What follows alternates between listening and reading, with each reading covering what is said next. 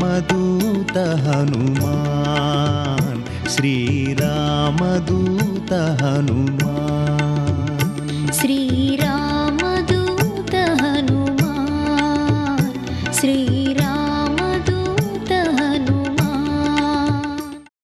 నేనున్నాను అని దశరథ మహారాజు గారితో సమానమైనటువంటి వాడు, నాకు స్నేహితుడు, పాపం పరుగు పరుగున వచ్చి నాతో పాటు ఉండి నాకు సేవలందిస్తున్నటువంటి జటాయువు మరణించాడు. అతో ద్విజ ఈదృశీయం మమావస్థ, నా అవస్థ ఎంత దారుణంగా ఉందో చూసావా లక్ష్మణ. నిర్దహేదపి పావకం.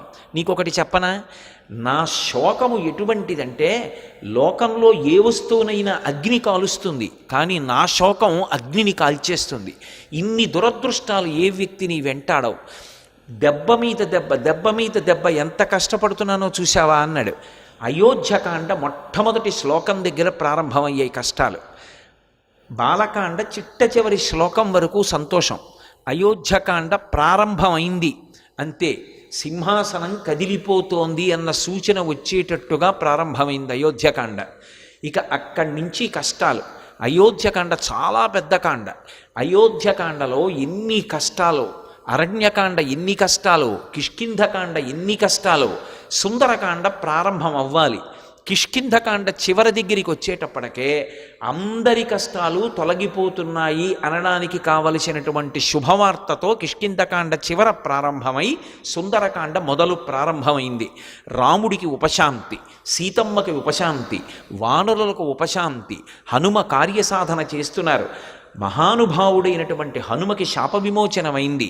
అందుకే అయోధ్యకాండ దగ్గర నుంచి కిష్కింధకాండ చివరి వరకు కష్టాలు పడినటువంటి వాళ్ళందరి కష్టాలు తొలగిపోవడం అనేటటువంటిది ప్రారంభమైన కాండ సుందరకాండ. కాబట్టి సుందరకాండ విన్నంత మాత్రం చేత ఎవరికి ఎన్ని కష్టాలున్నా కష్టాలు తొలగిపోయి ప్రశాంతతని పొందుతారని, సంతోషాన్ని పొందుతారని.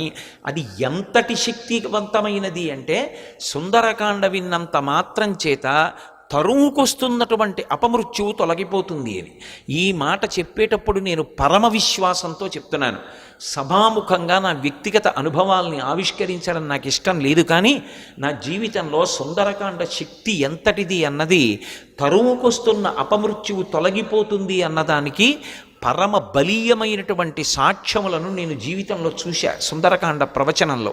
అంత శక్తివంతం సుందరకాండ. అందుకే సుందరకాండ అంటే బ్రహ్మాస్త్రంగానే భావిస్తారు పెద్దలు. అంత గొప్ప కాండ. అందుకే సుందరే సుందరం మంత్రం, సుందరే కిమ్న సుందరం. అసలు సుందరకాండలో సౌందర్యం కానిదేముంది? సుందరకాండం ఆశాంతము సౌందర్యము. సుందరకాండ ఒక్కటి విన్నంత మాత్రం చేత ఉపాసన సంబంధమైనటువంటి రహస్యములు ఎన్నో కూడా పరిష్కరింపబడతాయి. ఎన్నో విషయాలు మనకి ద్యోతకమవుతాయి. అన్ని విషయాలతో కూడుకున్నటువంటి కాండ కాబట్టి ఈ కాండకి సుందరకాండ అని పేరు. అంత శక్తివంతమైనటువంటి సుందరకాండ యొక్క ప్రారంభం ఎక్కడ అంటే, నిజానికి మొదటి శ్లోకం తతో రావణనీతాయా అయినా దానికన్నా నేపథ్యం కిష్కింధకాండ చివరిలో పడింది. ఎందుచేత అంటే కిష్కింధకాండ చివరికి వచ్చేటప్పటికి అందరూ శోక సముద్రంలో ఉన్నారు. ఎదురుగుండా సముద్రం, అందరి గుండెల్లో శోక సముద్రం. ఎందుచేత ఎప్పుడో తప్పిపోయింది సీతమ్మ, జాడ తెలియదు. రాముడు ఏడుస్తున్నాడు, అన్న ఏడుస్తున్నాడు, లక్ష్మణుడు ఏడుస్తున్నాడు, భరతుడు అన్న కోసం ఏడుస్తున్నాడు, కౌసల్య సుమిత్ర కైకేయి బిడ్డల కోసం, రాముడి కోసం, కోడల కోసం, నందిగ్రామం వెళ్ళిపోయిన భరతుడి కోసం ఏడుస్తున్నారు. అసలు కోసల దేశ వాసులు ఎప్పుడు రాముడు వస్తాడని ఏడుస్తున్నారు. అవతల వానరులు సీతమ్మ జాడ తెలియలేదు. మాట ఇచ్చినటువంటి సుగ్రీవుడు సీతమ్మ జాడ కనిపెడతానన్నవాడు ఎలా కనిపెడతాడు? మాట దక్కించుకోగలడా? వానరులు ఏడుస్తున్నారు. సుగ్రీవుడు నా మాట నిలబడుతుందా? సీతమ్మ యొక్క జాడ కనిపెట్టి తేగలిగిన వాడు ఉన్నాడా? హనుమ కార్యం సాధించగలరన్న నమ్మకం ఉంది, కానీ అది జరిగే వరకు ఉద్విగ్నతతో ఉన్నాడు. అందరి హృదయాలు కూడా అత్యంత ఉద్విగ్నతతో కూడుకున్నటువంటి సందర్భంలో ఉన్నాయి. దక్షిణ దిక్కుకు వెళ్ళినటువంటి అంగదుడి నాయకత్వంలో వెళ్ళినటువంటి వానర సమూహంలో హనుమ సభ్యులు. కానీ ఆ వెళ్ళినటువంటి బృందం ఒక పెద్ద బిలంలో చిక్కుపడిపోయింది. ఆ చిక్కుపడిపోయినటువంటి కారణం చేత సుగ్రీవుడిచ్చినటువంటి కాలం దాటిపోయింది. సుగ్రీవుడిచ్చినటువంటి కాలం దాటిపోయింది కాబట్టి వెనక్కి వెడితే సుగ్రీవుడు చంపేస్తాడు. సుగ్రీవాజ్ఞ ఖచ్చితంగా తిరిగి రాకపోతే శిరచ్ఛేదం చేస్తానన్నాడు. వెనక్కి వెడితే సుగ్రీవుడు చంపేస్తాడు. అందుకని వాళ్ళకి బ్రతకాలనుంది, కానీ బ్రతకడానికి మార్గం లేదు. ఇది సుందరకాండ ప్రారంభం. సర్వం శ్రీ ఉమామహేశ్వర పరబ్రహ్మార్పణమస్తు. స్వస్తి.